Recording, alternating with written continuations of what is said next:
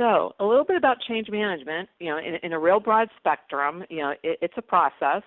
And those of us in the PPM and PMO space, we tend to be a little bit process-centric, so that's a good thing. But it's also leveraging tools and techniques to manage the people side of change that are required to achieve business results. And oftentimes, whether you're standing up a PMO or you're delivering projects or programs, change management can be one of those things that organizations tend to overlook. And in doing so, it can end up being a very costly proposition for an organization. I live in the Midwest, just north of Chicago, and there's a company just a little bit north of me that's currently going through a major SAP implementation. And early on, they really hadn't considered organizational change management as part of those plans. And so as they were implementing some of the early modules in their manufacturing process, they went back retrospectively after the implementation, and they found that team members were still reverting back to their old tried and true methods, and Excel spreadsheets were rampant within the organization. And so they made an auto-correction in what they were doing and actually did start to embed change management into their organization. And while, if you've ever been part of an SAP implementation, those are long and arduous type programs, and they still have a ways to go, they're definitely sailing a lot smoother now than they were before. So some things to consider and some things to try to influence, as a PMO or program leader. So organizational change management, it is a systematic process. The goal is to really minimize risk and maximize adoption. It's actionable and process-driven. The predominant deliverables out of a solid change management plan or the work streams are, training and communication, and communication and communication, and yet more communication. And there are also a variety of forms, tools, and templates that you can use to help drive the process. Not going to get hung up too much on the forms, tools, and templates. If folks need some help with that, I have a plethora of forms, tools, and templates, being a PMO person, and would be more than willing to offer some of those up. But really, we're going to sort of focus on some of the process side of things. So if you think about a change management model, and I am a certified, I do have a certification in change management through ProC. They're one of the organizations out there. They have a lighter touch. There are other organizations out there that are very robust and almost PMBOK in their approach to change management. If you're looking for help to integrate change management into your organization, above and beyond a project type component, this might be a good organization to take a look at. But if you think about what drives change, you need really strong leadership and sponsorship. And again, this is whether you're looking to make changes into your PMO, or if you're looking to make changes in project or program delivery, pretty much anything in your organization. It's not to say that you can't enable change without solid leadership and sponsorship. I mean, it can be done, but that is a much longer putt to make. And you're going to run into obstacles, and some of them are very obvious, and some of them may not be as obvious. How project management intersects with change management is it does give sort of a structure to the technical side of change. And depending on your organization's maturity, or depending on the size of the initiatives you're undertaking, you may have project managers that are also skilled in change management. You may have change management components that are part of your project management lifecycle or systems development lifecycle, or you may have separate individuals in your organization that could be seated in HR or other parts of the organization that facilitate change. And change management supports the people side of change. The other thing I did early in my career, particularly when I was driving a lot of project delivery type stuff, and I'll go back 15 years into my career, I made it a point during that part of my career to involve somebody from our corporate communications department for the company that I was working in. I was an IT program manager, And this was really the first time that we had ever done some changes that were really going to impact a broad number of employees. And to me, it just made sense to reach out to the communications department to engage a communications manager. And it's not that I can't communicate or don't have skills, but I really wanted their perspective. And this was before change management was sort of a buzzword and really starting to embed itself into organizations. And the programs that we delivered, while I had that communications manager kind of hooked to my side, were much more effective and much better adopted by end users in the organization than projects and programs that were not benefiting from her expertise. So again, just some lessons learned and some of the battle wounds of change management. So if you think about how you're prepping for change and how an organization somewhat looks at change, you have a current state. So this is how work is being done today. You have a transition state, and that's typically what an organization is going through as a new capability is being built out or delivered. And then you have the future state of how things are going to be done tomorrow. And if you think about taking a PMO and improving it, or if you think about the process that a project goes through to initiate and get into planning, they're looking at, what's the current state? What is the as-is process? What is the, as-is status? Then what's the future state? And the transition state is basically the mapping of the gaps between the current and the future. So again, as project professionals, whether you're in the project space or PMO space, this should be something that feels somewhat familiar. Some high-level examples of change. You've got processes. Maybe they're ad hoc. Maybe they're sort of tribal in that everybody knows them, but they're not really well documented. And the transition state is to get your arms around all of that and get them properly documented and managed. Maybe you've got a lot of legacy systems and so forth.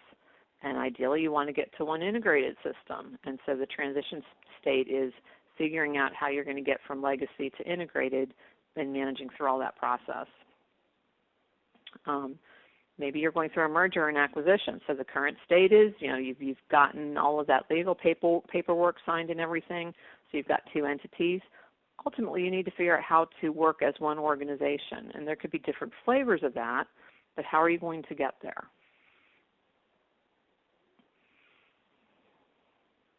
If we break change management down between the organization versus the individual, this is where you have to be able to define sort of the what's in it for me for your team members.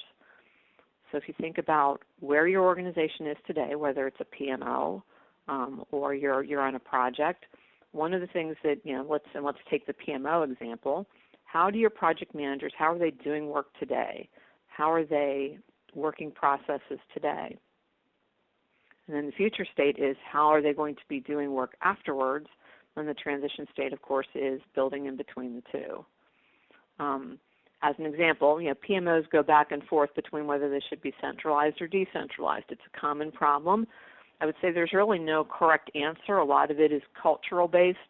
A lot of it is can be an HR-driven kind of initiative. A lot of it can be budget. It could also be where you have certain intellectual capital. So if you've got a situation today where your PMO is geographically dispersed and not centralized, and you have a goal to make it centralized, think about how is that going to change how people do their jobs today versus how they do it tomorrow. For your business areas that have PMs in them that now maybe they're all going to be sequestered in the PMO, how are they going to be able to acquire PM talent? What's that process? Do they get to lobby for their favorite PM to continue to do their projects, or will that process change? So as an example of how organization versus individual change can manifest itself, those are things to consider.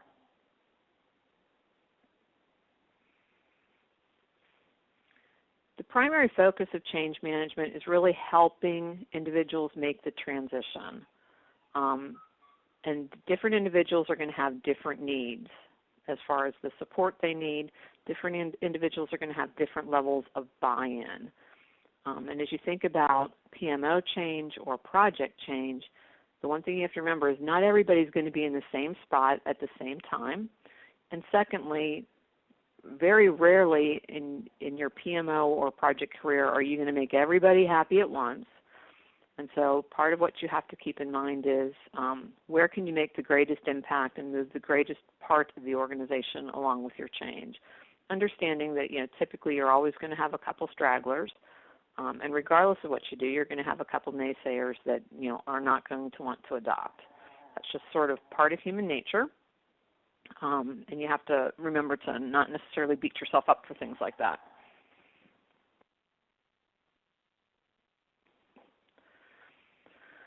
So the consequences of not managing change properly, it can lead to lower productivity. If you don't get people on board change early in the process, you can get into what's called passive resistance. The people may talk well about it. You may be able to have conversations, and they're sort of nodding their head like those little dogs in the back of cars back in the late 70s, early 80s. That really dates me. But in the back of their mind, they're really not with the program. It could lead to active resistance, and these are folks who are not afraid to voice their opinion or their displeasure about being unhappy with the change. It can lead to turnover of valued employees. Those employees may actually be really on board with the change, but because of how the change is being interpreted and received by the rest of the culture of your organization, it could cause cultural conflict, and maybe those team members really don't want to be a part of it, particularly if it's a change that's going to take a long period of time.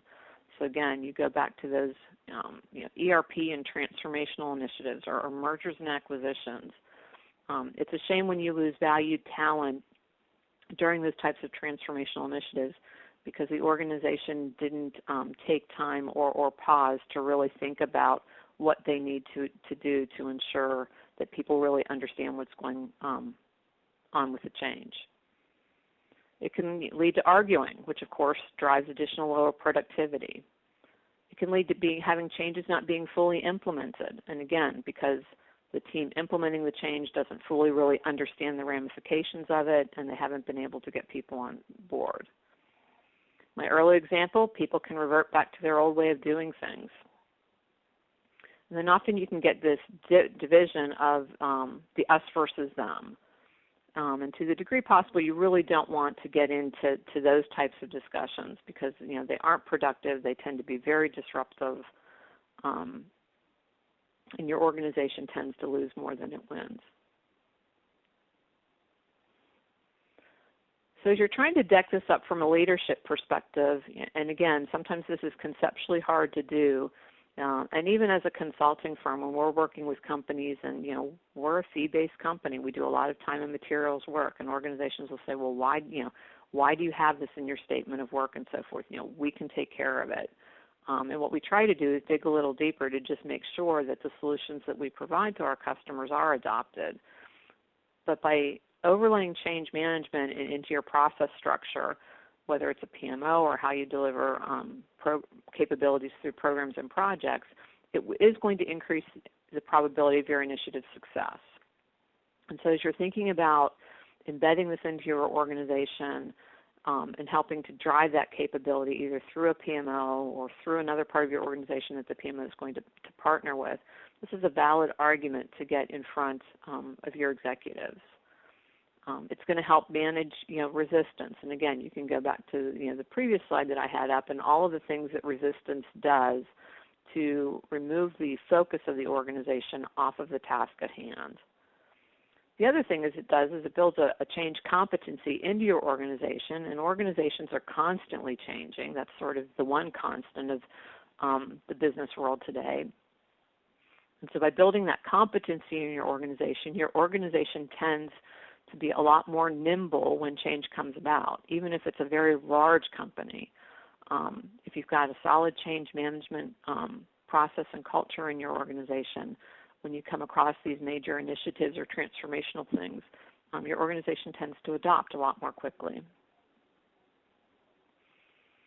So some of the tools and things that fall into the organizational change management space are robust communication plans, sponsorship roadmap, coaching and training plans, and resistance management plans. And a communication plan is something that you should build in whether you're changing processes in a PMO or you're doing something from a program and project management perspective. From a program and project management perspective, PMI has actually gotten their heads around this too, and in the most recent version of the PMBOK, they've expanded both the communication section as well as gotten stakeholder management as its own discipline laid out in the PMBOK. Your sponsorship roadmap, and this is basically making sure that your sponsors understand that sponsorship of an initiative is not just having a nameplate at the end of the desk saying, I'm a program or project sponsor, or I'm the sponsor of the PMO. Sponsorship, similar to how projects are run and programs are run, it's not a sprint, it's a marathon. And being able to get the sponsors to understand, or the sponsor to understand really what their role is. It's not just to sign artifacts, but they really do have a major role in driving change, will improve your organization's ability to adapt to it. Your coaching and training plan, and this is where you start to embed change below the executive or C-suite level of your organization down into where the rubber is really going to meet the road, or where the change is going to happen. This starts with being able to assess the talent in your organization and start to gain an understanding of how the change is going to impact them and what you need to do to prepare them for the change, and then what tools and processes do you need to put in to ongoingly sustain the change.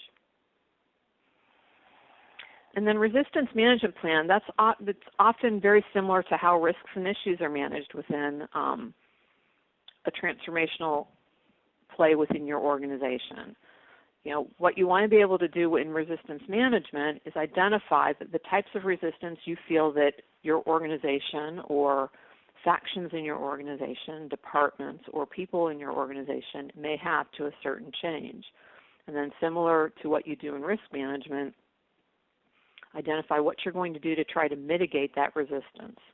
And in some cases, you may not be able to identify it all. And similar to risk and issue management in project management, it's an iterative process that goes on as you're making change within the organization. So as you think about doing things within your PMO and specifically to PPM, time entry, it seems to be the bane of every organization's existence. IT shops have been doing time entry for years, at least as long as I've been associated with IT organizations. Time entry has been a piece of it, whether it's been doing it to enable getting tax credits from the government so you can differentiate innovation work from regular work, whether it's to support capitalization and depreciation strategies, or whether it's truly to be part of your resource management process. Yet for some reason, even today, organizations are resistant to time management, and employees show that resistance to time management all the time just by not doing their timesheets, by always being delinquent with their timesheets. And so as you think about ways to mitigate those behaviors so that you don't always have people chasing timesheets, that's a pretty simplistic example, but I can tell you, at least in my tenure, both as an IT leader and as a PMO consultant, it's there almost with every customer in some way, shape, or form. So I'm going to pause for a quick moment and ask if there are any questions so far.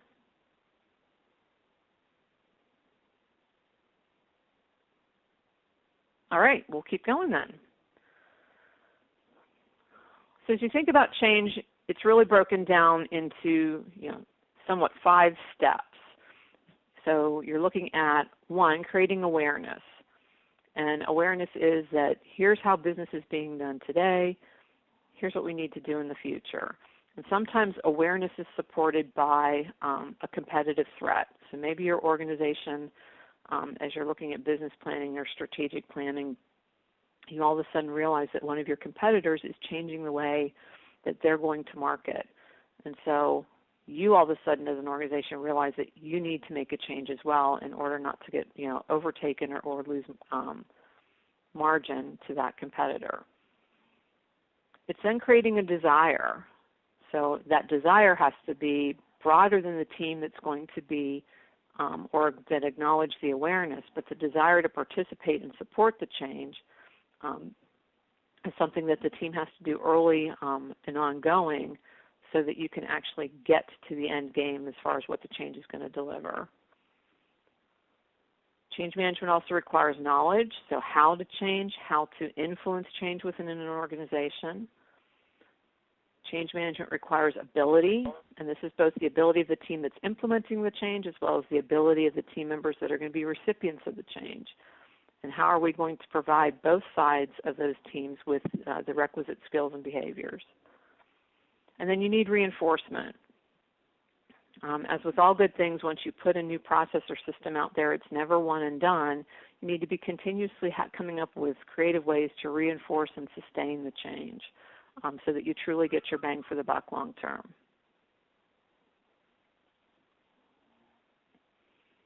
So as we look about just sort of a high-level process for change, the first component is, what is driving that change? So what are the forces coming into play or the capabilities or components coming into play that are driving the need for an organization to make a change? And then similarly to how you would, deck up a project or look at a process within a PMO, you need to recognize and define what the problem is. You then go through a problem-solving process, and similar to a project, this is sort of understanding how you're going to solution. And then if you think about that project management process, you're then going to measure, evaluate, and control how that change is coming into play. You're going to implement the change. And then transition management is what you're doing after the change to ensure adoption. Your change agents, those are the person or people that basically drive the components of defining your problem, solving for it, controlling it, and implementing it. And so peeling this back a little bit more, if you think about trimming it back a little bit, again, you're defining your change, you're preparing the team for the change, and you need to develop that sponsor model. And those are all early items in the change management process. You're then managing for change, and this would be where you start to overlay some of those tools and techniques. And then you need to reinforce the change. And reinforcing is also collecting and analyzing feedback. It's diagnosing and gaps and looking for resistance. And it's implementing corrective actions. So if we take that time entry issue that we were having, that is the bane of everybody's existence, collecting and analyzing feedback. How many delinquent timesheets do you have every period? Do you have a group of team members that are consistently on your delinquent list? Do delinquent timesheets maybe measure up against certain things that are happening in your organization? So it's more, you've got a rash of delinquencies in the summer and at Christmas time because more people are out of the office. As you look at the data, you then need to determine, what are the gaps and what are you going to do to minimize or shrink those gaps, and then implement the corrective actions to get fewer people having delinquent timesheets. So in preparing for the change, it's understanding the nature of the change. Again, it's making sure you get the right sponsorship model out there. It's identifying risks and developing tactics to drive the change. As you think about managing the change, these are where those tools come in. So where your communication plan comes in, your training and coaching plan, and your resistance management plan. And as you look to reinforce the change, this is where you're gathering your data to see if what you've done is actually working, coming up with creative corrective ways to fix issues or problems as they arrive, and looking at how you're ultimately going to transition the change to a productive or ongoing environment. So some best practices to think about. What you want to do is provide early and consistent communication. And if you think about how just human nature is and how people react, employees tend to change when they have a little bit more time to adjust. So if you're going to be going through a major transformational initiative, or in your PMO, you're going to change a process. Maybe you don't have robust resource management implemented yet. And so what you want to do is you want to implement resource management. That's a pretty big change. It involves a lot of different people. It involves project managers, resource managers, team members. So being able to get that communication out early so that people understand what's going to happen is better than kind of just bringing everybody on board, once you think you've got the right process set up. You want to work to iron out the kinks. Anytime you implement a change, whether it's a software change or a process change, team members tend to get frustrated if whatever you've implemented isn't well tried, tested, and true.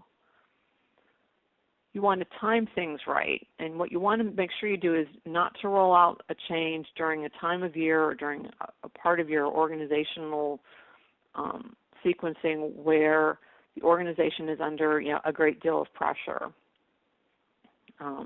So as an example, making major changes to financial and HR systems during fourth quarter or early first quarter is pretty much a big no-no. Yet surprisingly, you'd be surprised how many organizations still do it.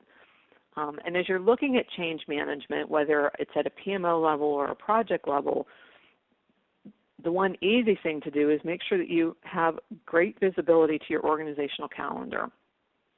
So things like forecasting, planning, annual planning, budgeting, those are all major undertakings that organizations take on typically in a calendarized fashion that can be a big resource drain. It can create a lot of pressure in the organization. So as you're looking to overlay new changes, and granted, sometimes particularly from a PPM, PMO perspective, you're looking to make changes that are going to help drive improvements in those financial planning and budgeting areas. What you don't want to do is get them so close to a cycle that people don't have the opportunity to adopt. You want to make the change desirable. And while, as you're thinking about how projects, programs, or changes are decked up, typically there's always a benefit in there somewhere. But you have to be able to take that benefit and decompose it so that all levels of your organization understand it. And this goes to making benefits relevant. How a change is decked up at a C level is one thing. How that change is perceived at the grassroots level where it really happens can look very different. And so making sure that you've got a good translation of how those benefits can be felt or recognized throughout the organization is very important. Recruit help from within. Don't leave change management just to your PMO or just to your project team. There are other parts of your organization that may have some great change management skills. They may be well respected where you can get some additional credibility capital as far as driving your change. You want to monitor the change as it's implemented. Don't just wait for after it's implemented to go back and gather those measures and metrics. So monitor as it's implemented. The additional thing you can do is do some trial runs. Do a proof of concept. Have an early adoption program. Get a lot of users involved in UAT if you're implementing maybe a PPM change. This way you can get feedback, and sometimes UAT may be a little bit towards the back end of the process, but you still may have time to make changes to the change that make it more adoptable. You want to communicate the change at all levels of your organization. And where this becomes really important is as you think about delivering messages of change to the organization, there have been some studies done where companies and team members in companies, they get a sense of calm when they can actually hear about changes from upper leadership, from the CEO. And have that be embedded into that messaging. And if you think about kicking off projects, a project team will gather to do a kickoff meeting and get things started. What often can get a project team really energized about heading down a transformational path for an initiative is if you can get the sponsor or the CEO just to stop in briefly and acknowledge how important this change is to your organization, how much that they really appreciate the work that's going to be done, and be able to quickly outline how they're going to help the team get across the finish line.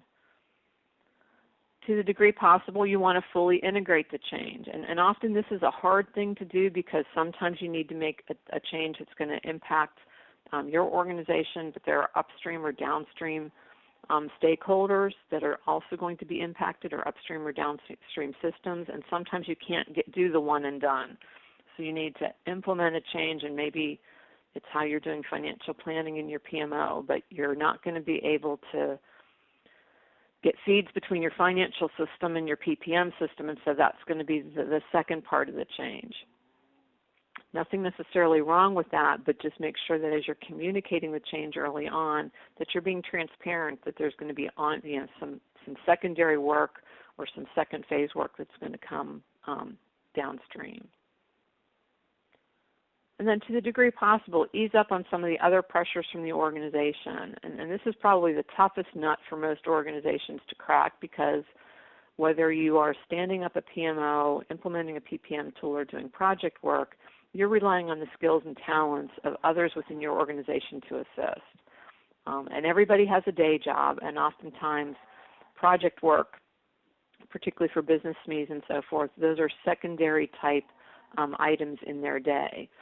And so being able to help create a work balance for those types of team members so that they're not overburdened and you're not adding additional stress to the change is a great thing, but it can also be a very difficult thing to accomplish across an organization.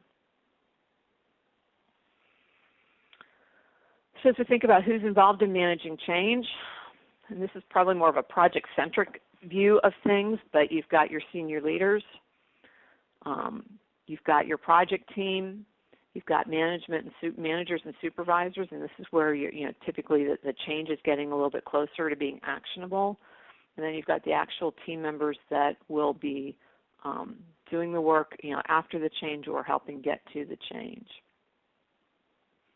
As you think about enabling change management within your project, oftentimes, a project is an enabler of change, and oftentimes the project manager, particularly in organizations where change management has not been robustly adopted, has to play the role of both project manager and change management leader.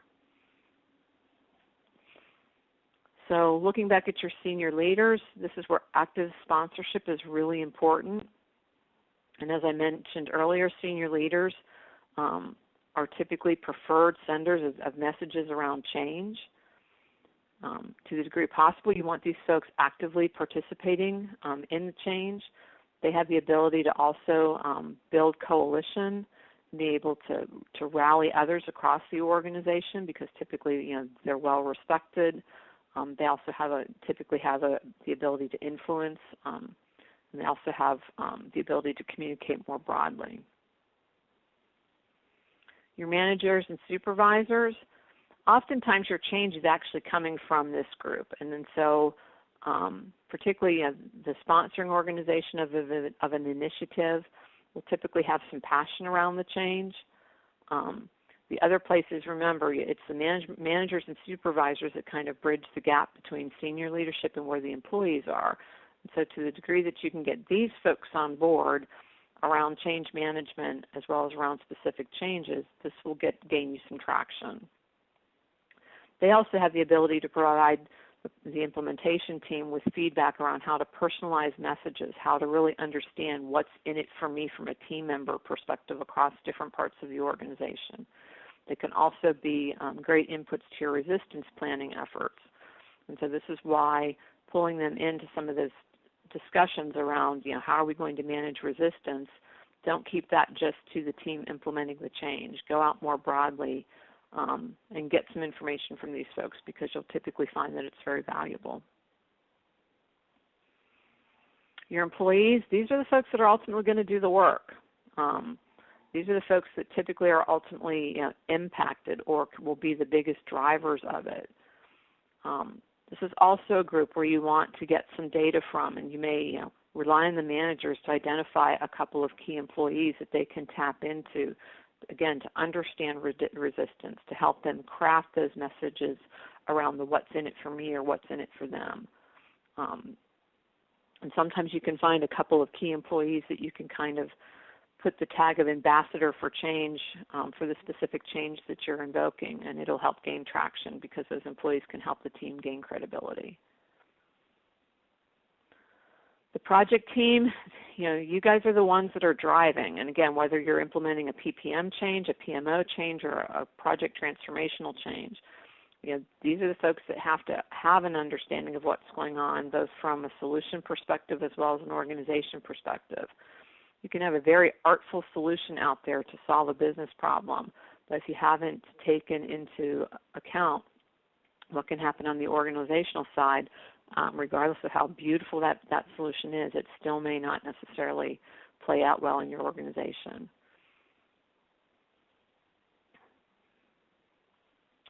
So if we just sort of to wrap up, so change management versus project management. There's the project management is typically more the technical side of an initiative. Change management is the people side. Some organizations have functions specific to both. Most organizations, if they're starting down the change management path or if they've realized some level of value of change management, they're starting to integrate tools and processes to address change management as part of their project delivery processes. If you think about looking at comparisons between the two, there are a lot of synergies. So your project management process, kind of goes through that initiation, planning, executing.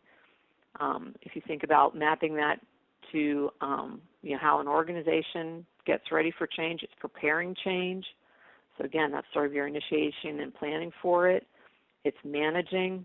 Managing sort of bridges over planning, execution, and monitoring, controlling, and then reinforcing. Some of your tools, and there are some alignments here too. So your statement of work, your project charter, your communication plans, your work breakdown structure, your resource allocation, scheduling and tracking. And if you think about what you have to do on the change management side, and even when you get into risk and issue management and how that bets up against resistance management, there are a lot of correlations between the two disciplines, and this is often why organizations will start down the path of implementing change management as part of their project processes, and then if they get to the position where they're doing a major transformational initiative and they feel they need additional support, they'll either build a greater competency within their organization or sometimes hire that competency out.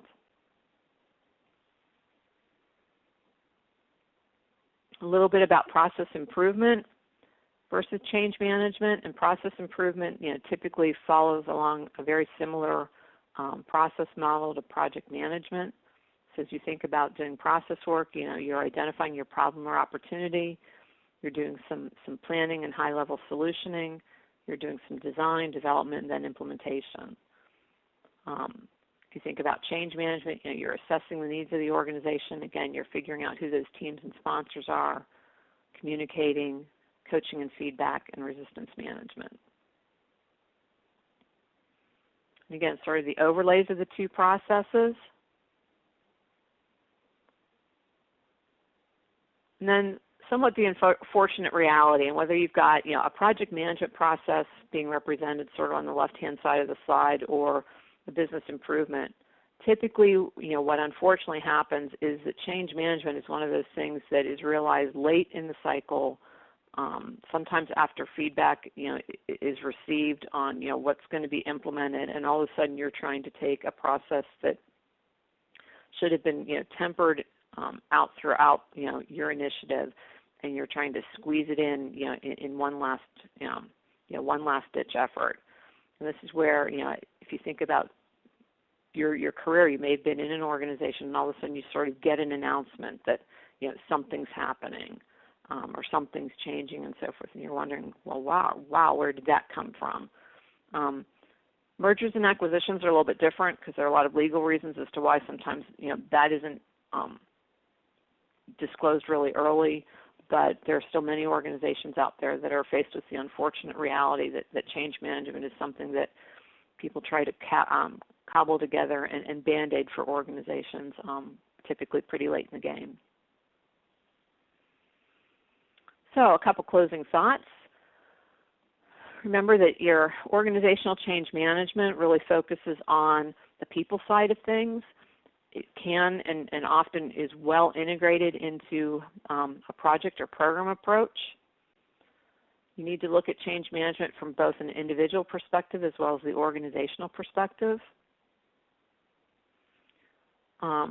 Change management requires input from leaders and managers and team members across an organization.